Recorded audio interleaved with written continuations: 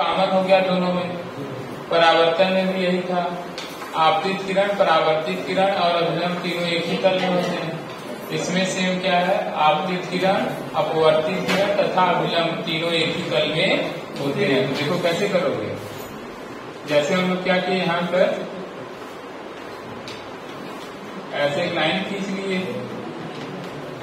ना, ये लाइन क्या होता है, विभाजक तल। क्या होता है, सरफेस डिवाइडर इसको कहते हैं। यानी ये क्या हो गया, विभाजक तल। और विभाजक तल के इस बिंदु पर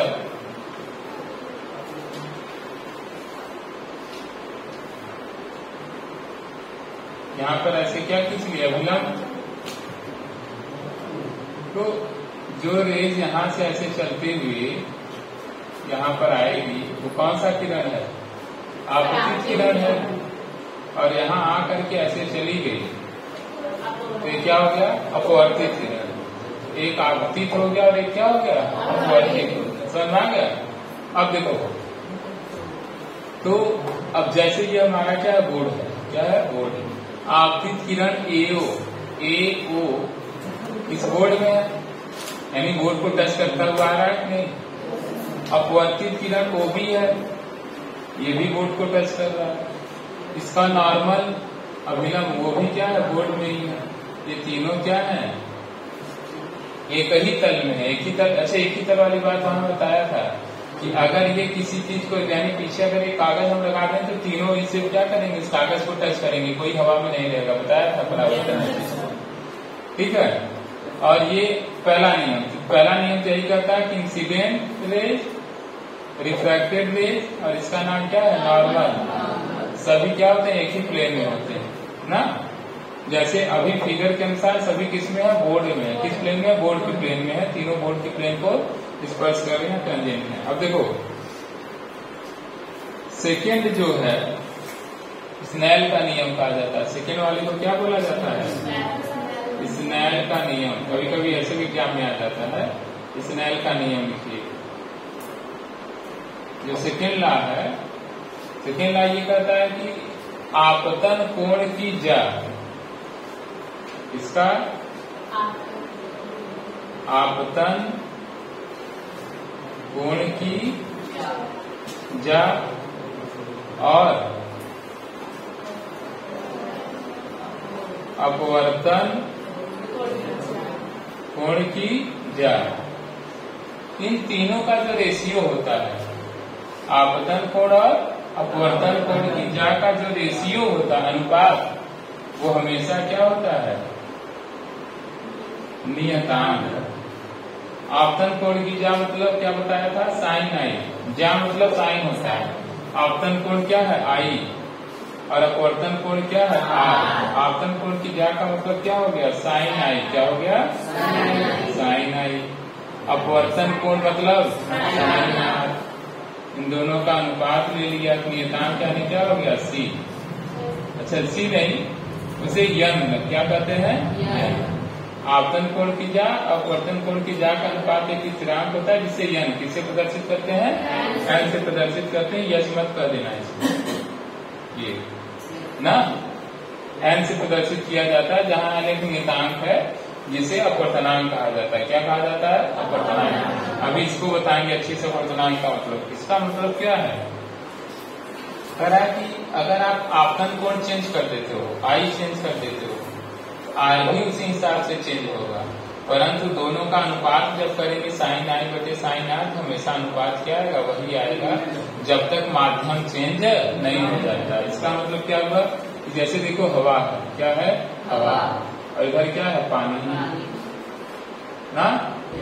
अब हवा और पानी के बीच में आपतन कोण तुम 10 अंश, 20 अंश, 30 अंश, 40 अंश करोगे। आपतन कोण चेंज करोगे तो अपवर्तन कोण भी उसी हिसाब से क्या होगा, चेंज होगा। परंतु दोनों कोणों का जो साइन लेकर के भाग करोगे तो हर बार अनुपात वही आएगा, हर बार अनुपात वही आएगा, वो बदलेगा नहीं। आई भी बदलेगा, आर भी बदलेगा, समझ रहे हैं। परंतु जब उसका साइन लेकर के आपस में भाग करोगे तो भाग हमेशा बदलेगा नहीं, वो क्या आएगा, बार बार नियत आएगा। इसी को अपवर्तनांक कहा जाता है। या पहले माध्यम के सापेक्ष दूसरे माध्यम का अपवर्तनांक कहा जाता है। क्या कहा जाता है? पहले माध्यम। पहला माध्यम मतलब जिसमें आपतित किरण हो वो पहला माध्यम है, जिसमें अपवर्तित किरण है वो कौन सा माध्यम है? दूसरा माध्यम है। जैसे मेरा आपतित किरण किस माध्यम में है? हवा में। तो मेरा पहला माध्यम क्या है? हवा। और अपवर्तित किरण किसमें है? पानी में। ये कौन सा माध्यम हो गया? दूसरा माध्यम हो गया। और इन दोनों का अनुपात क्या है?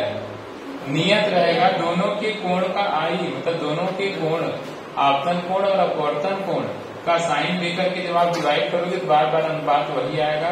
जब हवा से पानी में जा रहा है, किसमें जा रहा है? हवा से। मान लो पानी माध्यम तुम चेंज कर दिए, कांच से पानी में जा रहा है, तो फिर अनुपात करोगे तो अनुपात का मान कुछ और आएगा, परंतु जो आएगा हमेशा वो नियत रहेगा। नहीं समझना?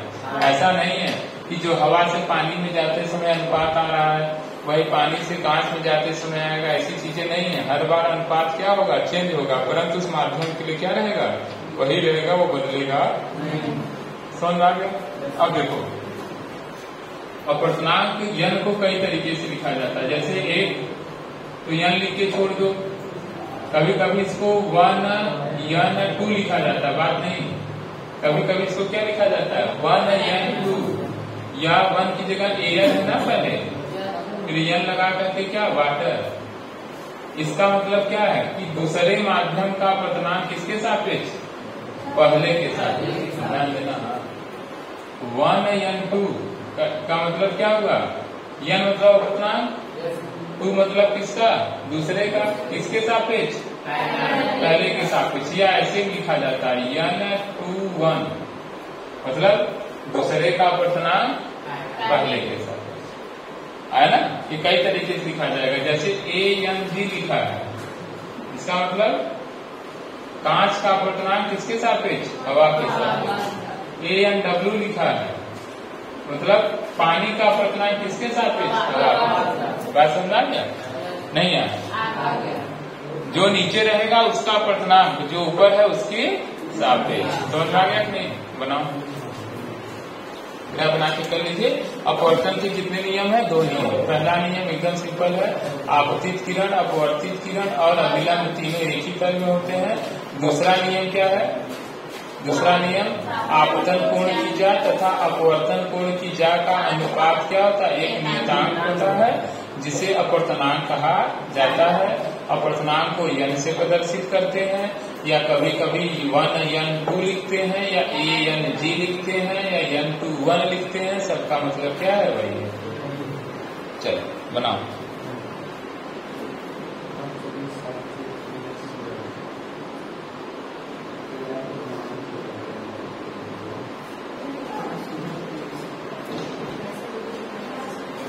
देखो, प्रकाश की उत्क्रमणीयता का सिद्धांत क्या है? परावर्तन में भी मैं समझाया था और अपवर्तन में भी समझाने जा रहा हूँ। उत्क्रमणीयता का मतलब क्या होता है कि क्या प्रकाश की गति की दिशा को बदल दें तो अपने पथ को बदल देगा। मतलब देखो, पहले परावर्तन वाला समझ लो आप। ये है उत्क्रमणीयता का मतलब कि जैसे मान लो यहाँ से मैं प्रकाश को भेजा, ठीक, ये पॉलिश सरफेस है, चमकदार सतह है। प्रकाश इसे टकरा करके इधर क्या हो गया? मुड़ गया। ठीक है, यहाँ पे हम लोग क्या खींच लिए? अभिलंब यानी नॉर्मल खींच लिए। ये आपतन कोण आई, ठीक है। तो अब क्या होगा? यहां से अगर मैं दिशा बदल दूं, समझो बात, दिशा में इसका बदल दूं तो उत्क्रम हो गया, रिवर्स हो गया। क्या हो गया? रिवर्स। तो क्या दिशा बदलने के बाद ये यहीं से जाएगा कि और कहीं जाएगा? वहीं से। इसी को कहते हैं परावर्तन में उत्क्रमणीयता। बस हुआ क्या? ये आपतन कोण था, ये परावर्तन कोण था, दिशा बदल दी तो ये आपतन हो गया, ये परावर्तन हो गया, मगर है तो आपस में बराबर ही ना। सेम ऐसे ही अपवर्तन में भी है। किसमें है? रिफ्रैक्शन में भी है। समझो उत्क्रमणीयता का सिद्धांत। अब मैं यहाँ पे क्या खींच लूं? ऐसे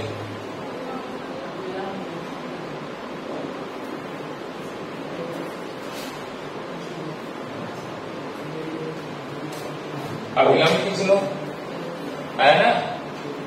अभिलंब के बाद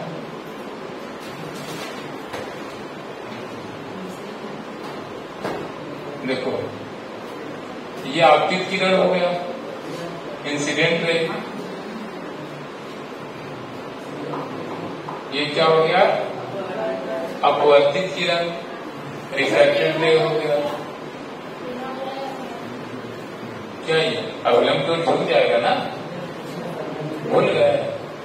अगर ये अच्छा हमें मेंशन नहीं किया, चलो हवा हो गया, ये ग्लास हो गया, अब सही है भाई। माध्यम में सही नहीं किया, मोड़ दिया। विरह से सघन, रह से देसर जाने को सुना क्या। चलो बात नहीं याद है, यहाँ देखो ये क्या है, आपतन कोण आई, ये क्या है आर। ये आपतन कोण आई है, या अपवर्तन कोण क्या है आर। अब मैं क्या करूंगा बताओ। सबसे पहले देखो क्या लिख रहा हूं, एयर एंड ग्लास। इसका मतलब क्या होगा, पहला माध्यम क्या है हवा, दूसरा माध्यम ग्लास है। ये आएगा क्या, ये क्या निकाल रहे हो, स्नेल के नियम से sine of incident, sine i upon sine r. क्या है ये, क्या है ये है ग्लास का अपवर्तनांक। किसका अपवर्तनांक, ग्लास का पथनांक कर रहा है, अपवर्तनांक, पथनांक नहीं अपवर्तनांक। किसके सापेक्ष, पहला माध्यम ना, तो क्या लिखेंगे हवा के, वरना क्या, ग्लास का अपवर्तनांक हवा के सापेक्ष।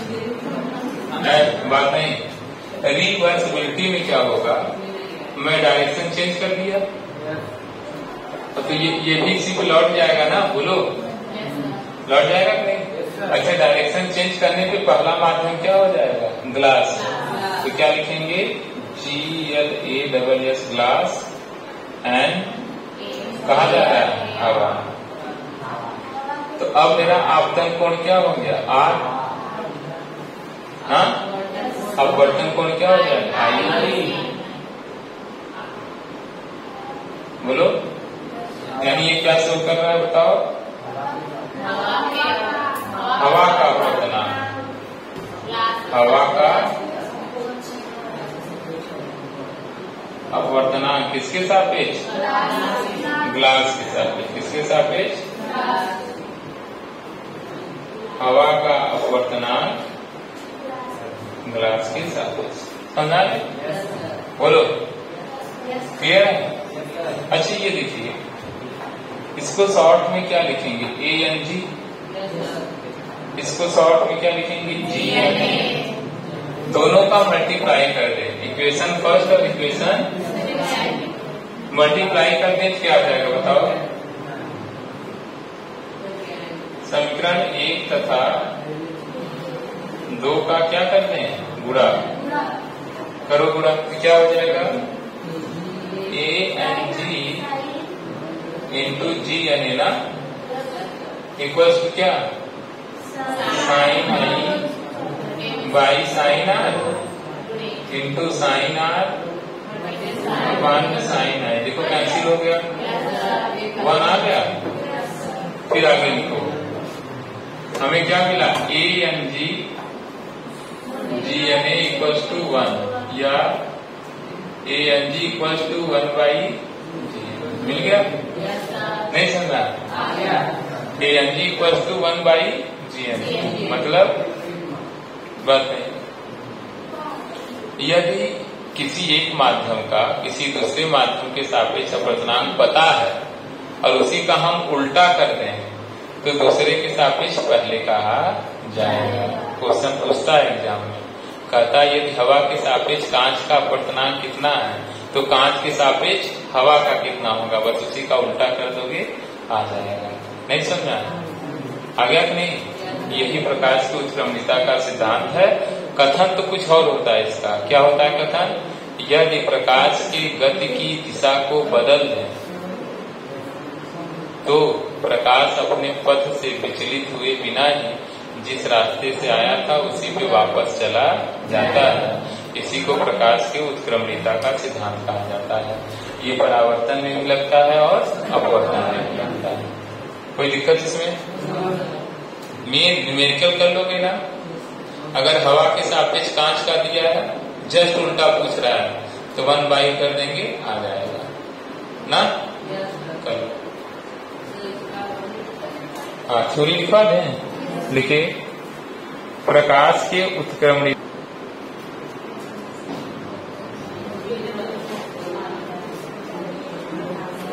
प्रकाशीय विरल तथा सघन माध्यम, प्रकाशीय विरल तथा सघन माध्यम। देखो, अब आप ये सीखेंगे आखिर हम कैसे किसी माध्यम को विरल कह दें और कैसे किसी माध्यम को सघन कह दें। बताओ। जैसे मैं बोलूं कि मैं गरीब हूं, मैं बोलूं कि मैं क्या हूं? गरीब हूं, तो क्या ये बात सत्य है? बिल्कुल सत्य है।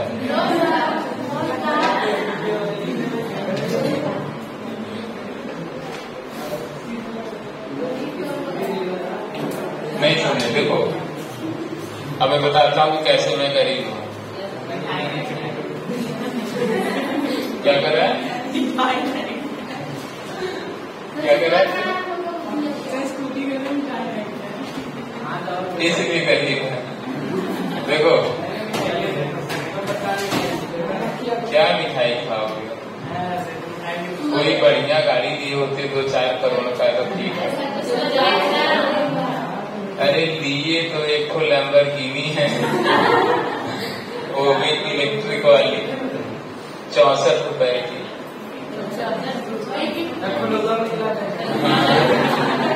कूपन वाला है, कूपन मिल गया तो क्या मिठाई खाओगे बताओ?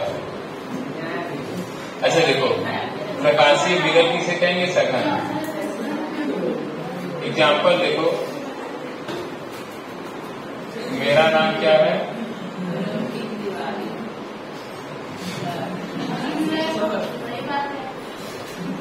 ठीक, यहाँ पे तुलना किया जाता है पैसे की।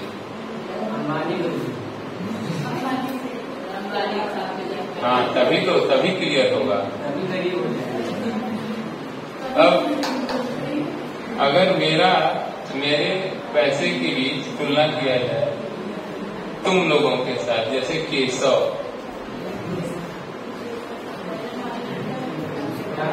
पर्सनल पैसे की बात हो रही है, ये नहीं किसी पापा सरकारी टीचर है तो पापा का पैसा। तो ऐसे कंडीशन में मैं तो इससे अमीर हूँ, पर्सनल पैसे की बात आ जाए। फिर ऐसे मान लो और कोई मेरे गांव के हैं कई लोग, ऐसे वह तुलना करते करते और अंबानी के सामने चला गया। तो एज कंपेयर टू अंबानी, तो मैं गरीब नहीं, फटीचर हूँ। गरीब तो ठीक ना? नहीं समझे? तो ऑप्टिकली रेयर और डेंसर का मतलब क्या होता है? यही चीजें हैं। अगर कोई विरल है तो जरूरी नहीं है कि हमेशा विरल रहेगा, डिपेंड करता है कि किसके सापेक्ष आप देख रहे हैं। जैसे सबसे गरीब, सबसे विरल माध्यम अगर कोई है तो वो है निर्वात, जहाँ हवा न हो। फिर उसके बाद हवा है, फिर ऐसे तरह तरह के माध्यम है। तो सबसे गरीब अगर देखा जाए तो हवा है, निर्वात को छोड़ दिया जाता है। हवा का अपवर्तनांक सबसे कम है, यानी और सुनो, जिसका अपवर्तनांक जितना कम रहेगा वो उतना विरल माध्यम है, और जिसका अपवर्तनांक जितना ज्यादा रहेगा वो उतना क्या है? सघन माध्यम। बात समझा? तो प्रकाशीय विरल और प्रकाशीय सघन किसे कहेंगे? ऐसा माध्यम जिसमें प्रकाश की चाल कम हो वो प्रकाशीय सघन है। कम हो, हाँ, और नहीं तो क्या, सघन है तभी तो चाल कम है। हाँ, और ऐसा माध्यम जिसमें प्रकाशीय चाल थोड़ा सा ज्यादा हो, प्रकाशीय विरल हो जाएगा, है ना। इसलिए इसका नाम विरल और सघन नहीं है, प्रकाशीय विरल, प्रकाशीय सघन। जहाँ पे प्रकाश की चाल ज्यादा है और चाल क्या है, कम है। जिस माध्यम में प्रकाश की चाल ज्यादा रहेगा, जैसे मान लो दो माध्यमों से प्रकाश गुजर रहा है, जैसे मैं लेता हूँ एग्जाम्पल, हवा से प्रकाश गया पानी में, इसमें गया पानी में, हवा में इसका चाल 3 × 10⁸ है और पानी में 1.5 × 10⁸ है। तो दोनों में इसमें ज्यादा है और इसमें कम है, यानी ये प्रकाशीय विरल है, ये प्रकाशीय अब समझ आ जाए। लिखो प्रकाशीय विरल में लिखिए, या दोनों एक साथ लिखो, अलग अलग नहीं लिखो। जब प्रकाशित किरण एक माध्यम से दूसरे माध्यम में जाता है